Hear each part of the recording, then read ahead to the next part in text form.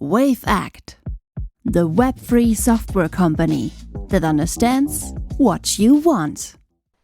Hi everyone, welcome at Wavect. Today with Simon Nopp, a close friend of mine, and you might know him from previous podcasts. I think it's around 1 to even 2 years ago that we had our previous, Yes. even German podcasts. Yeah, super cool. And before you're free to present yourself and tell us whatever you want to let us know about yourself, what you're doing, what are your passions. I just want to let the audience know a little bit about yourself, like 1 to 2 key bullet points, so that everyone knows that you actually know what you're talking about. So, for everyone out there, Simon is a quite known entrepreneur and innovator at the 10x Blueprint. He's also principal and senior consultant at Atlanto, which is quite, uh, I would say, one of your main initiatives right now. Yeah, Yeah. exactly. Awesome. And I would say, before I say anything wrong, and I'm really sorry for that, I would say, let us know a little bit more about yourself and yeah, what are you currently working on? Thanks for being here.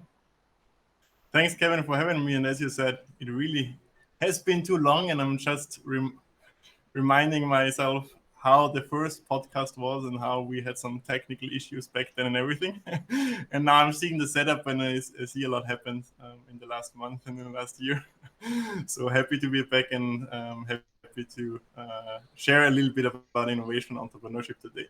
So for a little bit of a background to myself, as you already mentioned, I describe myself as an innovator and entrepreneur, and that's really also what is my passion. I like, to work in environments where we don't know what will actually happen next, where we have to be creative and have also the opportunity to actually develop something new and also make an impact. And I think that's exactly what this space is for, if it's startups, if it's corporate innovation or whatever. And you already described a few of my roles, but I actually would not go too much into detail, just like a short summary. I'm actually based here in Innsbruck, right, with Atlanto, where I'm a partner and senior consultant, and having some other side projects as well and other engagements. I'm the co-creator of the Women for Impact initiative. I'm OpenExO Consultant, and also previously launched my 10x Blueprint, which you mentioned, for innovators and entrepreneurs, which everyone can download for free and actually grab a copy from. And also involved with Venture Builder in Germany with Endmake. And so it's really all about innovation and entrepreneurship and startups in my field. And that's what we talk today, I think. Awesome, awesome. Yeah, as said, thanks again for being here, Simon. It's always a pleasure talking with you. And yeah, I would say let's jump right into the topic is if there's nothing else that you want to let us know. But I'm quite sure there will be a lot of other chances too. So Exactly. Let's go for it. awesome, awesome. Let's keep it easy to get everyone on the same page, I would say. When it comes to entrepreneurship and founding a startup, which we all know is super challenging, how should we and uh, would you define failure and success, and what does it mean for the founders? Uh, it's a great question, Kevin. And I think there's a lot of different opinions there. So I'm sharing my personal opinion, and I would split it into 2 or 3 parts. So the first part of success as a founder for me is like the personal learning, and that's on top of everything for me personally. And I think that's also should be something that other founders and innovators actually should have on top of their agenda, because learning is success. And what is a guarantee is that if you're working in innovation or in the field of entrepreneurship, you will always learn. And you should embrace the learning. And of course, there's also already the second thing coming in, right? The failures. Of course, you will have failures and mistakes, but the important thing for me is you're successful if you maximize your learning in a short period of time. And that's for me the definition of success. If you're able to learn a lot in a short period of time from the market, from what you're doing, you will become successful automatically.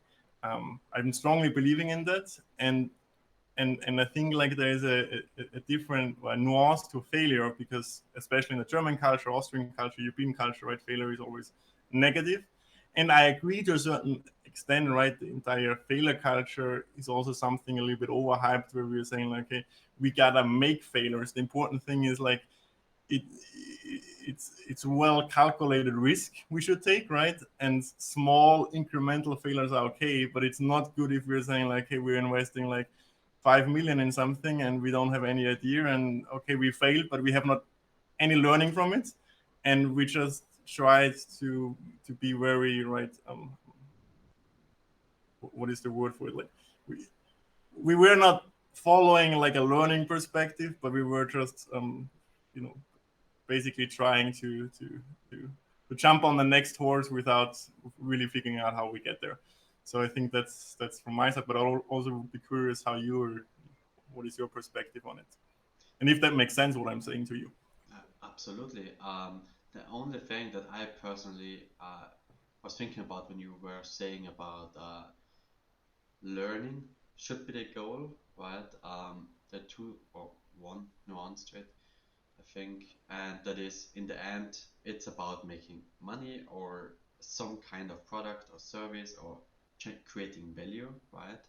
However, on what point of view you want to look at it, and just learning uh, as a goal, love it, but I've, I had to learn, for example, that it's okay to try to earn money, to Yeah, create value, this. yeah, yeah, Um, that's one part of it. And the second is when learning, I think I'm 100% with you. If you learn, you as a person will be 100% yeah, successful.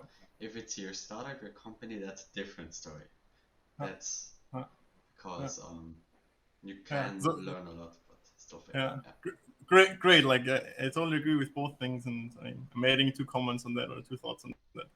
You're totally right. It's like the personal perspective, right? I was looking the answer was from a personal perspective. Me as a person, as a founder, if you're looking at the startup, I think the learning aspect in the team is also 100% true. And I agree on top very, very much. Of course, you have to create value, and of course, you have to become profitable, and of course, you have to build a sustainable business. Otherwise, it will not work. And the importance there is like, how are you getting there, right? If your objective is okay, you want to really make an impact in the field of health, for example, with your health startup, right? Of course, you also want to have clients, you want to make money, but you also want to provide value. The way to get there to actually succeed is through the learning and through the right approach. And if you're doing that correctly and if you're praising that, I'm strongly convinced that that's the way to success, because the learning itself is the success plus the end goal, right? But I'm totally with you. The only thing where I'm not agreeing with, not that you said that, but there's a lot of people out there which define the funding, right? Oh, we raise the next seed round, the Series A round, whatever, and that's like the huge success. Uh, it's like I also think like there's a little bit of a change actually coming from this kind of Silicon Valley spirit of money is the only thing, and the only goal, because ultimately funding is important. It's also necessary. We are currently having like a big problem in the startup funding space, right? Investors are holding back capital. It's way more difficult to actually get investment because of the entire economic situation and Yes. uncertainties. Mhm. Uh, but it's an integral part of the entire entrepreneurship and startup scene, right? So it's important. But just because you raised money, right, you will not be successful, and it also not the definition of success, because there's a lot of startups out there who got like the 500K, who got like the first million, and then they still failed, right? They still were not successful in the sense of bringing the product to market properly and finding product market fit and actually scale up.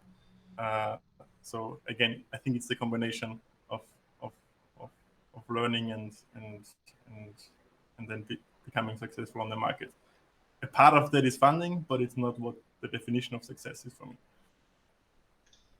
I really love that, especially because actually it's, from my point of view, just the wrong mindset, right? It should be just a tool to achieve success instead of being a marker for success by itself, right? Exactly, yeah, 100%. And the same is actually true, right? You reminded me now. Sorry for jumping in there. But the other tool for success might be technology, right? I mean, I know what you as Wavect, you're working in the field of blockchain, which is like one of what we are calling exponential or emerging technologies, and they are crucial, right, for future companies that they consider these new technologies and actually working with these new technologies. But ultimately, the truth is the technology is also just a tool.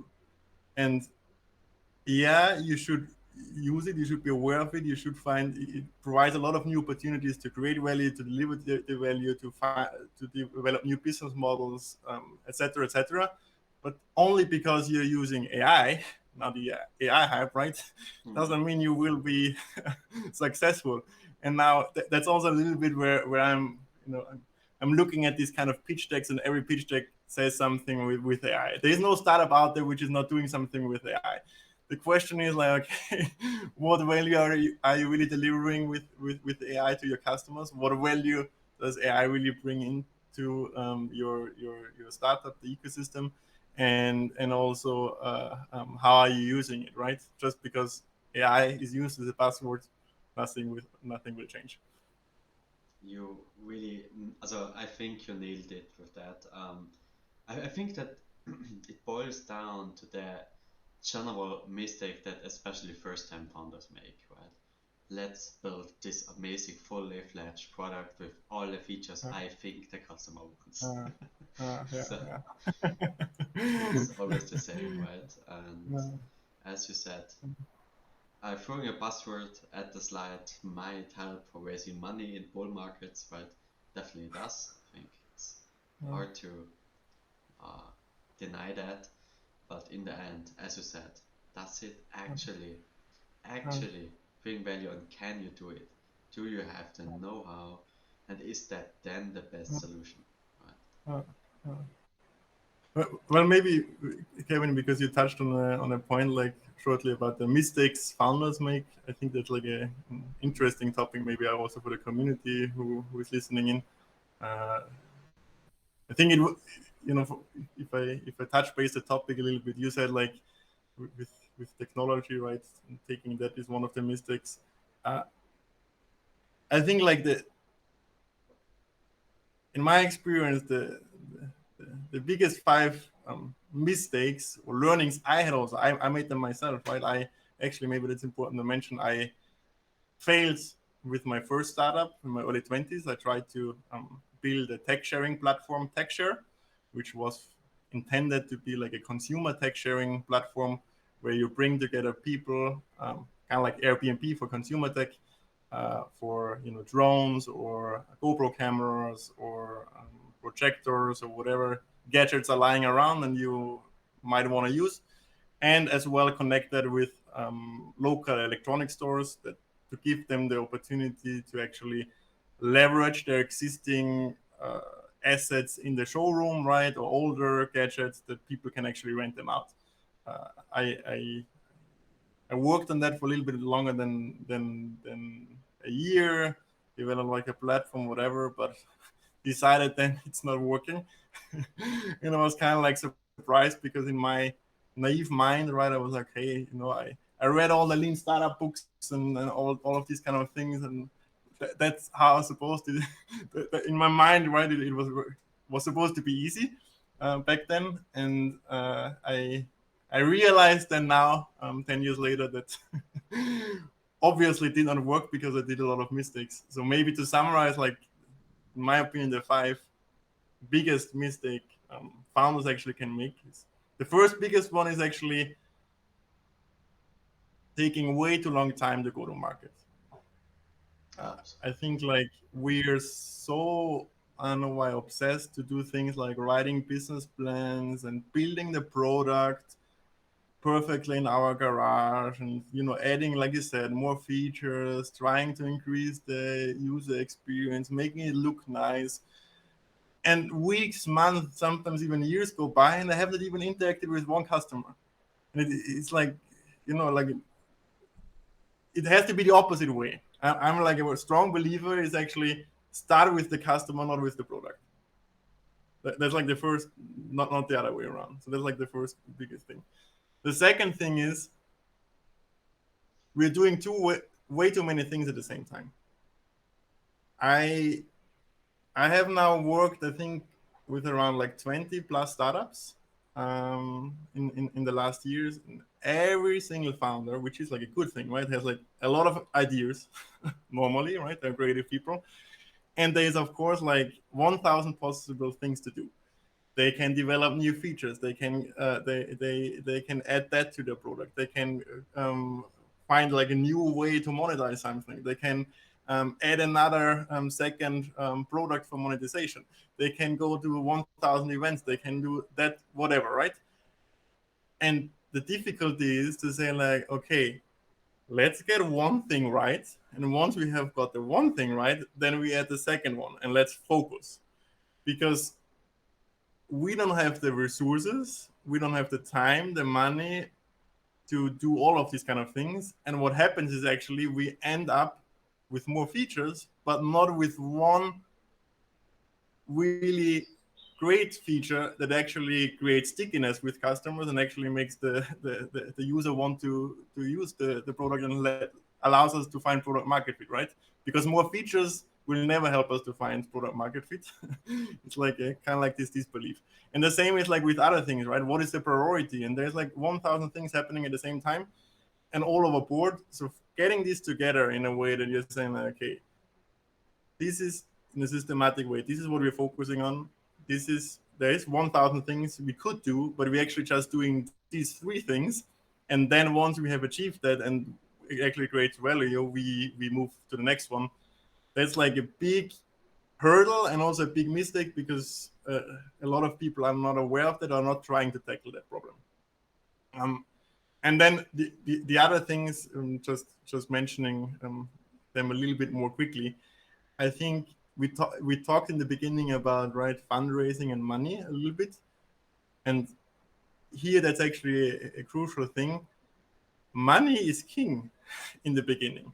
Cash flow is king in the beginning, and if you don't have like a plan, if you're not aware of your burn rate, if you're not aware of, okay, my startup will survive another 7 months, but you're realizing 2 months before it's basically over, oh, I need some more money, that's too late. So really be very aware of your cash situation and try to to have like a good understanding that cash is king.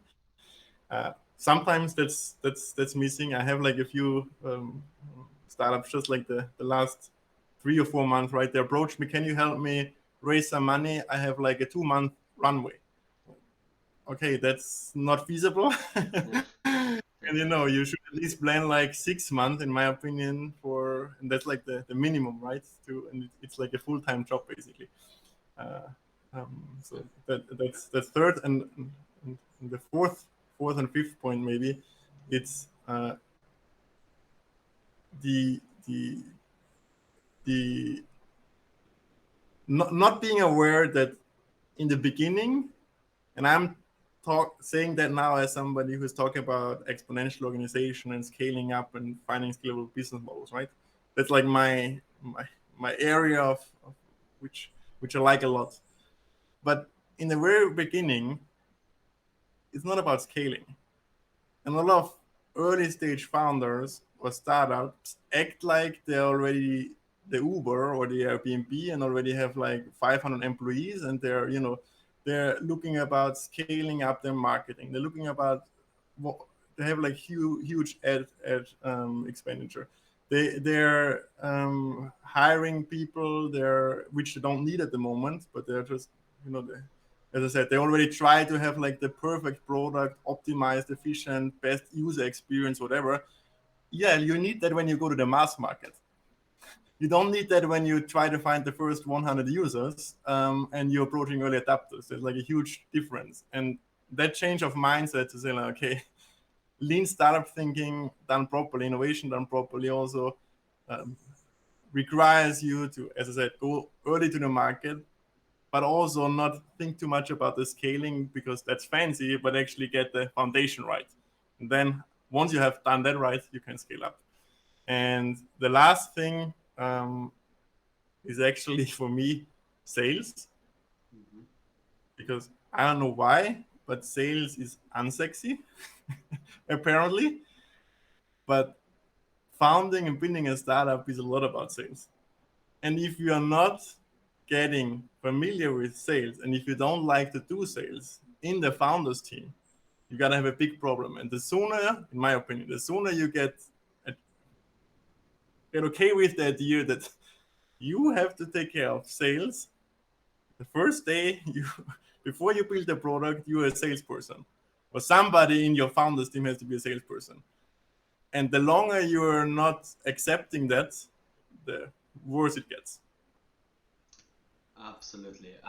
Man, I can't tell you how many things you just said that I let's say I got some flashbacks to a lot of different let's just say scenarios, right? Um, I'm keeping it super short now because you Yeah. basically said everything now. I just want to put a 100% emoji on top of some of these things. Um, there's a saying, right, when it comes to scaling your business, and that struck me the first time when I heard it, and that's don't try to scale, obviously, but scale once you figure it out what is working, right? You Yeah. scale what Yeah. works, you Yeah. don't scale Yeah. what doesn't work. Yeah. Exactly. So that's just the first thing, right? As you said, trying Hundred to, percent agree. Yeah. yeah, it's That by the just, way, that's the same with technology, right? Like it's like, okay, first I should understand, right, what do I even want to use the technology for, how it works without technology, and then I can use the technology, not just like putting technology on something and trying to magically, work out and improve everything. it's the same with money, right? If you, as you said, just raised 500K, 1 million, whatever, and you try, other, you obviously then I think that's the most dangerous thing on the earth, that you think you made it now, that you're awesome, Yeah. you're the big Yeah. boss, and now you Yeah. just throw money at Yeah. your employees and think Yeah. they're gonna Yeah. make your product Yeah. now. Yeah. It doesn't work. The- Actually, the struggle just starts once money is coming in, so it's not getting easier from there. Absolutely, absolutely. Um, so it's as you said, a lot of things to take care of, and sales. Don't get me started on that. I think that um, there's last thing from my side on that topic, but one of my last employers um, said something really interesting to me. And at first, I thought it's a little bit, I wouldn't say unethical, but I wasn't sure if it's the right thing to do. Right, let's put it that way. Okay. But it's, I think, somewhat right. It depends on how you communicate it and how transparent you are and that kind of stuff. But what he did, and he has a super successful company, I'm not getting any more specific on that. Uh, he sold the product before even having it. And he had that calculated risk. Okay, if I sell it with my mockup or whatever I have, with my beautiful slides, then I have 3 months to build it and that money. And if you have a plan on how to actually meet those expectations, then what's wrong with it? You just need to meet those expectations. But yeah, that's a really interesting approach, maybe an extreme approach, not having anything. But apparently it's just the other extreme that might be better than building the fully fledged out product, right? But No, I mean, Kevin, it's 100%, 100% what you should do, in my opinion. okay, There is cool. the other way around is not what you should do. You should not build the product No, not and at all. then Yeah. and then sell it. The way to do it is like sell it and then build the product. And of course, as you said, you try to have however you define. If it's like like mock-ups, it's like a low fidelity prototype, is like a sketch, whatever. It depends on the situation, right? And the context is different. If we are talking about digital platforms, then a medical product, of course. I'm not saying that there's like one size fits all, but generally speaking, you're always better off if you start with the customer and start to sell something before you have completely built it, and it's fine because you're not. Also, like one important comment, what I want to make there is like you're selling to early adopters, and you should identify your early adopters and sell to early adopters only in the beginning and not to the mass market. And the mass market behaves completely different. The people also who have like the mindset of being in the mass market, basically late majority, early majority people, if you're citing the innovation adoption curve, right? They want to have references. They want to have like proof. They want to have like the perfect product with usability, whatever. You are not there yet. You cannot deliver that, and then you're going out there and you're trying and you're wondering like, hey, why I'm not getting any customer? Who you should sell to is those people who are camping in front of Apple 1 week before to get like the new iPhone, and they're taking the time. They don't care, right? They're spending 7 days in front of the office to wait for a next release. Those are the people who don't care about if it's already perfectly designed, if there's like bugs in there, if it's not fully developed yet. They are, because they're tech enthusiasts, they have like a pain currently. They're already looking for solutions. You are the only one who has the solution, and they have a budget. And those are the people you want to address, not the other ones in the beginning. That's an interesting point. I personally, when I think about Apple, just in case if you're wondering, I always just think about people mostly buy it for the brand and less because of the product. So maybe it's just a add-on for most people, right? But that could be also a factor to take into account, and also goes into your argument with selling, right? That you have this, that you do marketing as well. I'm not sure what you think about that. You're the expert in that regard, not me.